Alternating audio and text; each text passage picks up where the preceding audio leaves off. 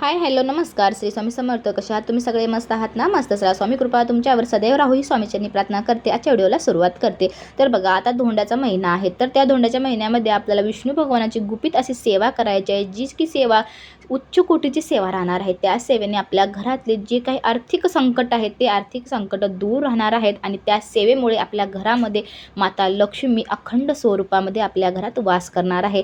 तर ती सेवा सांगण्याच्या अगोदर आपल्या चॅनलला तुम्ही सबस्क्राईब करून घ्या आणि लाईक करा. छान आपल्याला आपल्या कमेंट बॉक्समध्ये श्री स्वामी समर्थ आपल्याला लिहायला विसरायचं नाहीये आणि ही माहिती स्किप न करता शेवटपर्यंत पाहायची आहे. तर बघा, अधिक मास, ज्याला आपण पुरुषोत्तम मास किंवा धोंड्याचा महिना आपण म्हणत असतो, हा भगवान श्री विष्णूला समर्पित असलेला एक अत्यंत पवित्र महिना आहे, जो साधारणपणे दर 3 वर्षांनी येत असतो. 2026 मध्ये अधिक मास 17 मे ते 15 जून पर्यंत राहणार आहे. तर या 30 दिवसामध्ये आपल्याला एक सेवा करायची आहे विष्णू भगवानाची. ती सेवा म्हणजे श्री सत्यनारायण भगवानांची सेवा. म्हणजेच की आपल्या घरामध्ये 1 महिनाभर आपल्याला सत्यनारायण करायचं आहे. तर सत्यनारायणची सेवा केल्याने आपल्या घरामध्ये सुख, शांती, समृद्धी आपल्या घरात प्राप्त होते. कारण की ज्या घरामध्ये भगवान श्री विष्णूंची सेवा केली जाते त्याच घरामध्ये माता लक्ष्मी येत असते. माता लक्ष्मीचा घरावर वास असतो. म्हणून मी दर व्हिडिओमध्ये तुम्हाला सांगत असते की विष्णू भगवानांची सेवा आपल्याला करायची आहे. आपल्याकडून एखादी वेळेस माता लक्ष्मीची सेवा राहिली तरी चालेल, पण विष्णू भगवानांची सेवा जेवढी आपल्याकडून होईल तेवढी सेवा करायची आहे. कारण ज्या घरात माता लक्ष्मीला जर यायचं असेल तर त्या घरात आपल्याला श्री विष्णूंची सेवा करायची आहे. तर बघा, आता हा पावन महिना आहे, खूप पवित्र असा महिना आहे, धोंड्याचा महिना, म्हणजेच की आपण त्याला अधिक मास, पुरुषोत्तम मास म्हणतो. तर या महिन्यामध्ये आपल्याला विष्णू भगवानाची सेवा करत असताना त्या सेवेमधली उच्च कोटीची सेवा म्हणजे सत्यनारायण भगवान. तर सत्यनारायण भगवानाची सेवा आपल्याला करायची आहे. तर आपल्या घरामध्ये रोज सत्यनारायण आपल्याला पूजा मांडणी करून त्यांची काही विधिवत सेवा आपल्याला करायची आहे. तर बघा, आपल्याला ती सेवा कशी करायची आहे. 17 तारखेला आपला धोंड्याचा महिना लागणार आहे. तर 17 मेच्या दिवशी सायंकाळी आपल्या घरामध्ये आपल्याला पाठावर श्री सत्यनारायण भगवानांचा फोटो ठेवायचा आहे, म्हणजेच की विष्णू भगवानांचा फोटो ठेवायचा आहे. कलश स्थापना करायची आहे. 3 सुपाऱ्या घ्यायच्या आहेत. पहिली सुपारी असणार आहे गणपती बाप्पा, दुसरी कुलदैवत, तिसरी नवग्रहाची आपल्याला सुपारी घ्यायची आहे. दिवा प्रज्वलित करून घ्यायचा आहे. अगदी साधा नैवेद्य आपल्याला अर्पण करायचा आहे, जो म्हणजे की शिऱ्याचा नैवेद्य असणार आहे. आणि आपल्याला एक विडा ठेवायचा आहे, त्याच्यामध्ये 1 रुपयाचा नाणा, सुपारी आणि खारीक, हळकुंड आपल्याला ठेवायचं आहे. फुलं अर्पण करून घ्यायचे आहेत. वस्त्र अर्पण करून घ्यायचे आहेत. हळदी, कुंकू, चंदन, जेवढी आपल्याकडून साधी सोपी पूजा होईल तेवढी आपल्याला विष्णू भगवानाच्या चरणावर अर्पण करून घ्यायचं आहे.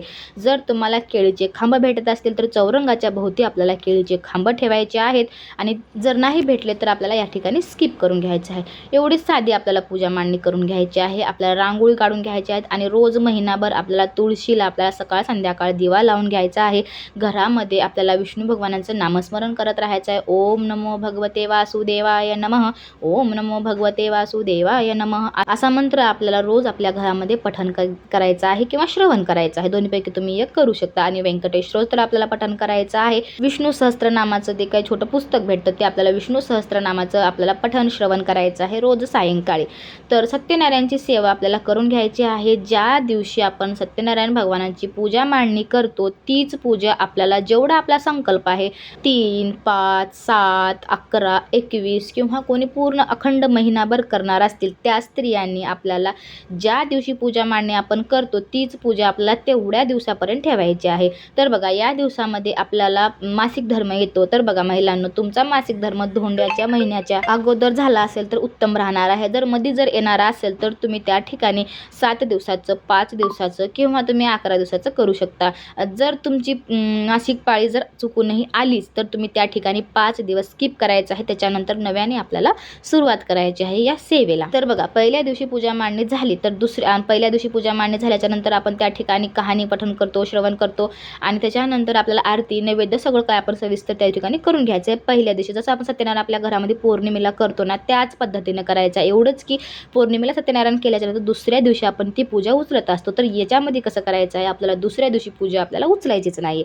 जेवढा संकल्प आहे त्या दिवसात दिवसापर्यंत आपल्याला अशीच पूजा ठेवायची आहे. फक्त आपल्याला काय उचलायचं आहे, त्याच्यामधलं आपला नैवेद्य आणि त्याच्यात आपण जे काही फुलं ठेवलेले आहेत ते फुलं आपल्याला उचलून घ्यायचे आहेत आणि पुण्याने सायंकाळी आपल्याला त्या ठिकाणी दिवा प्रज्वलित करून नवीन फुलं आपल्याला त्या ठिकाणी आपल्याला अर्पण करून घ्यायचे आहे. जो काही प्रसाद आहे तो आपल्या घरातल्यानी ग्रहण करून घ्यायचा आहे. आदल्या दिवशी सायंकाळी आरती झाल्यावर तो प्रसाद आपण काढून घ्यायचा आहे. मग दुसऱ्या दिवशी आपल्याला नव्याने प्रसाद बनवायचा आहे. नव्याने प्रसाद आपल्याला ठेवायचा आहे. दिवा प्रज्वलित करून अक्षदा फुलं अर्पण करायचे आहेत. हळद कुंकू आपल्याला अर्पण करून घ्यायचं आहे श्री बाळकृष्णाच्या मूर्तीला. त्याच्यानंतर आपल्याला कहाणी पठण करायचं आहे. कहाणी पठण झाल्याच्या नंतर आपल्याला आरती करायची आहे, प्रसाद ठेवायचा आहे. असं आपल्याला रोज करायचं आहे. रोज जेवढा आपला संकल्प आहे त्या दिवसापर्यंत आपल्याला रोज श्रवण करायचे आहे. आपल्याला श्री विष्णू भगवानांची म्हणजे श्री सत्यनारायण भगवानांची आपल्याला कहाणी आपल्याला पठण करायचं आहे. पुस्तक भेटतं आपल्याला श्री सत्यनारायण कथा म्हणून आपल्याला भेटतं. ते पुस्तकातल्या कहाण्या आपल्याला पठण करत राहायच्या आहेत आपल्याला जेवढा संकल्प आहे त्या दिवसापर्यंत. मग आता शेवटी संकल्प संपल्याच्या नंतर म्हणजे आपले दिवस 5 दिवसाचं जर करत असेल तर तेवढे आपले जे काही दिवस संपले, आपला संकल्प संपला, त्या शेवटच्या दिवशी आपल्याला ब्राह्मण भोजन द्यायचं आहे. जर ब्राह्मण भोजन देणं शक्य नसेल तर एखाद्या ब्राह्मणाला तुम्हाला शिदा नेऊन द्यायचा आहे. शिदेमध्ये आपल्याला डाळ, तांदूळ, तेल, आपण जे काही साखर ते आहे ते आपल्याला शिदा नेऊन द्यायचा आहे.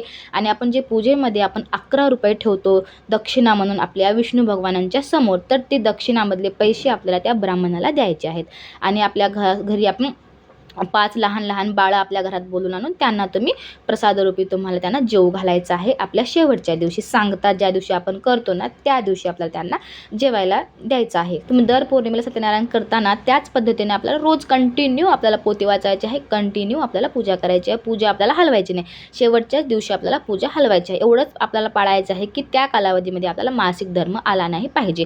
जर मासिक धर्म येत असेल तर तुम्ही अगदी थोड्या दिवसाचं करायचं आहे. 5 दिवसाचं, 7 दिवसाचं किंवा हे दिवस तुमचे मासिक धर्माचे पिरियड संपल्याच्या नंतर पण तुम्ही सुरुवात करू शकता. या सेवेने कोणतंही तुमच्या जीवनातलं संकट असू द्या ते संकट दूर झाल्याशिवाय राहणार नाही. फक्त आपल्याला काय करायचं आहे, मनोभावे या ठिकाणी सेवा करायची आहे. गाजावाजा आपल्याला या सेवेचा करायचा नाही. गुपित आपल्याला आपल्या घरामध्ये ही सेवा आपल्याला करायची आहे. तर ही माहिती तुम्हाला कशी वाटली नक्कीच सांगा. जर ही पूजा सांगताना तुम्हाला जर समजलं नसेल तर तुम्हाला स्क्रीनला वरी मी तुम्हाला पूजेचा फोटो लावून देईन. ते फोटो पाहून तुम्ही पूजा करू शकता. किंवा अगदी श्रावण महिन्यामध्ये मी पूजा मांडणी सांगलेली आहे ती त्या व्हिडिओची लिंक तुम्हाला डिस्क्रिप्शन बॉक्समध्ये देईल. तो व्हिडिओ तुम्हाला पाहून तशी आपल्याला पूजा मांडणी करायची. एवढंच की तो श्रावण महिन्यासाठी होता, हा अधिक माससाठी आहे, तेवढंच लक्षात घ्यायचं आहे. तर ही माहिती जर तुम्हाला आवडली असेल तर आपल्या चॅनलला सबस्क्राईब करा, छान असे एक लाईक करा, कमेंट करा आणि पुन्हा भेटूया अशाच एका माहितीपूर्ण व्हिडिओसोबत. तोपर्यंत तुम्हा सगळ्यांना श्री स्वामी समर्थ. Bye bye. सगळ्यांना शेवटपर्यंत व्हिडिओ बघितल्याबद्दल मनापासून धन्यवाद करते.